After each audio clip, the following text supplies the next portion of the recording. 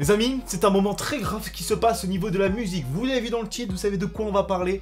Aujourd'hui, on parle de la dernière des Daft Punk. J'ai pas envie de mettre de générique parce que là, faut qu'on en parle. Bon, je pense que vous l'avez vu, vous en avez vu sûrement des articles. C'est un monument historique. Les Daft Punk ont décidé de se séparer. Ouais, bah écoute, j'ai pleuré pendant 3 jours ici, hein, comme ça. Et là, ils vont me dire, mais pourquoi il a pleuré pourquoi il a pleuré? Pourquoi? Rappelle-moi, c'est quoi ton artiste préféré? Bah, c'est Aya Nakamura. Ah, d'accord, bon, je comprends mieux maintenant. Daft Punk, un monument historique de la techno, se sépare.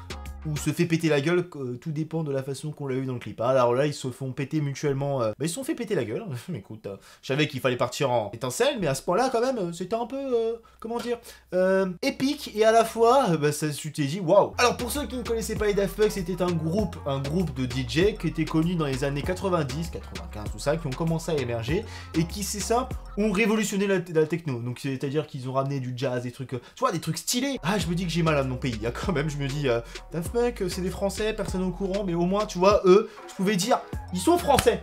David Guetta, il est Français.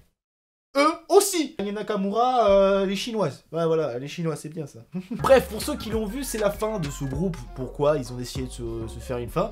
Je sais pas, ils l'ont pas dit. Et ils disent plus grand chose depuis des années. Ah bah, tout le monde connaît l'histoire avec leur casque, comme quoi ça a changé depuis quelques années. Mais quand tu vois qu'au final, c'est eux qui ont décidé, mais il y en a qui vont dire, non mais je comprends pas, ils vont faire n'importe quoi, moi c'est un groupe que j'aime pas. Mathéo, tu sors de cette chambre. Mathéo, tu sors de cette vidéo. Mathéo, tu vas me dire Daft Punk, c'est fini. Oui, c'est fini. Tu te rends compte que c'est toute une enfance qui est brisée pour la plupart d'entre nous. Tous ceux qui sont nés entre les années 90 et 2000, ils ont connu les Daft Punk. Vous aussi, vous avez connu avec eux. J'ai plus de titre qui me vient en tête, mais là, vous savez très bien de quel titre je vais parler. Il y en a plein, c'est intergénérationnel Daft Punk. Il y a forcément un moment où t'as bougé ton petit cul sur du Daft Punk. Et je te jure que Daft Punk remercie parce que grâce à eux, j'ai pécho grâce à eux sur une chanson. Ah bah quand t'as un peu de funky, que tu sais bouger comme moi. Bon, je me suis fait mal à l'épaule, je vous avoue que c'est un peu pourri en ce moment, donc... Mais j'ai décidé de parler ça, c'est un peu comme une sorte d'hommage, et dans le sens où c'est pas l'habitude qu'on a. D'habitude, les gens, quand ils font une interview et qu'ils disent, bah on s'est séparés, ça s'est terminé ainsi, voilà. Aussi parce que t'apprends qu'il y a un des membres du groupe qui s'est... Ah, voilà. Mais là, tu vois qu'ils font une vidéo, ils annoncent leur séparation, même...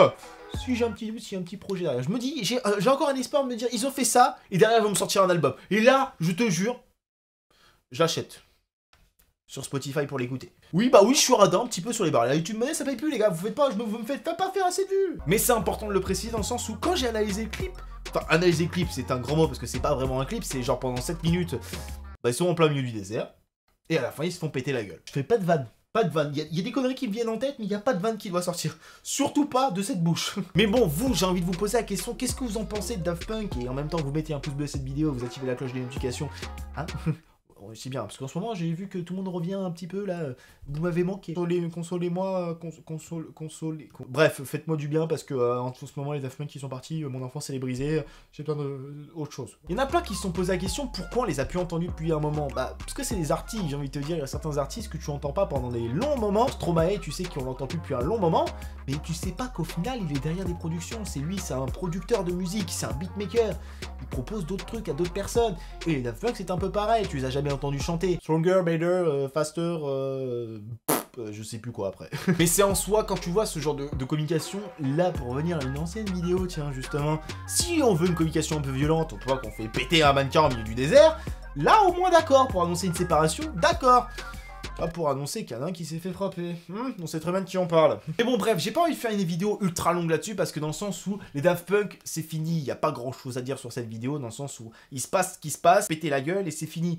Mais je pense que là, on a vraiment besoin de dire le côté nostalgie. Les Daft Punk, ça représente énormément de choses pour tout le monde, pour les gens de ma génération, c'est-à-dire entre 90 et 2000. Dans le sens, ils ont bercé notre enfance. C'est des musiques qui étaient vraiment innovantes par rapport à d'autres trucs et c'est des gens qui, encore aujourd'hui, quand ils ont fait un titre, ça a cartonné. C'est pas des gens qui ont été éphémères à travers le temps. J'en ai connu des gens éphémères à l'époque qui ont fait des sons, qui en ont fait un seul, et du jour au lendemain on les entendait plus. Et ça c'est partout, c'est générationnel, il y a toujours un artiste que t'entends à fond pendant des semaines et du jour au lendemain plus personne. Daft Punk ils se sont révolués, ils ont évolué avec leur temps, ils ont ramené même des styles qui étaient un peu perdus, qu'on trouvait un petit peu ringards au goût du jour. Jazz, de la funk, des choses comme ça qui étaient vraiment, bah je dirais un peu des styles oubliés qu'ils ont remis au goût du jour avec de l'électro.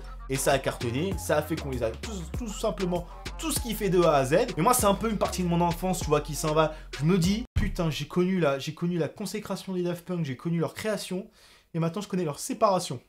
Ouais, la vie elle est pas facile des fois. Corona, attends, cette année, Corona, des séparations de Daft Punk, c'est quoi la prochaine? Je sais pas, j'attends un malheur dans ma vie, je veux pas savoir. Bref les gens, en tout cas j'espère que cette courte vidéo vous aura plu. En attendant la prochaine, n'hésitez pas à venir vous abonner, n'hésitez pas à lâcher un pouce bleu. Dites-moi dans les commentaires, ce qui est pour vous a été la séparation la plus dure du monde. Bon, je suis sûr qu'il y en a dans le land qui vont sortir Tokyo Hotel. Je peux vous comprendre, j'ai pas eu cette période là, mais je peux comprendre, voilà. En tout cas n'hésitez pas comme d'habitude, je vous fais confiance pour le total. Et sur ce, on se donne rendez-vous pour une prochaine vidéo. Justement.